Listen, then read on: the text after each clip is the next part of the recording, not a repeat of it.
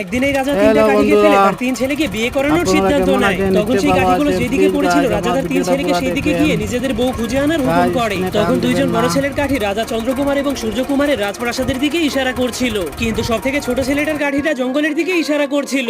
এরপর তারা তিন ভাই তাদের বউ খোঁজার জন্য তিন দিকে যেতে শুরু করে দেয়, কিন্তু সব থেকে ছোট ছেলেটা জঙ্গলে গিয়ে অনেক ভয় পাচ্ছিল। ঠিক তখনই সে জঙ্গলের মধ্যে একটা বিড়ালকে দেখতে পায়, যা দেখার পর সে ওই বিড়ালটাকে তার সাথে ঘটে যাওয়া সবকিছু বলতে শুরু করে। যা শোনার পর সেই বিড়ালটা তাকে বলে, তাহলে আমি তোমাকে বিয়ে করতে রাজি আছি। এরপর সব রাজকুমারেরা যখন বাড়িতে ফিরে আসে তখন রাজা তাদেরকে আদেশ করে, তোমরা সবাই তোমাদের হবু বউয়ের কাছ থেকে একটি করে ফুল নিয়ে আসো। এরপর বড় দুইজন রাজকুমার অনেক খুশি হয়ে ফুল আনার জন্য চলে যায়, কিন্তু সব থেকে ছোট রাজকুমার অনেক মন খারাপ করে জঙ্গলে চলে যায়। এরপর সেই বিড়ালটা যখন রাজকুমারের মন খারাপ হওয়ার কারণ জানতে পারে তখন সে রাজকুমারকে অনেক শান্তিতে ঘুম পাড়িয়ে দেয়। তখন সে একটা গাছের সামনে গিয়ে মন্ত্র পড়তে শুরু করলে সেই গাছের ভেতর থেকে তিনটা বিড়াল বের হয়ে আসে, যাদের কাছে সোনা, হীরা এবং রূপার ফুল ছিল।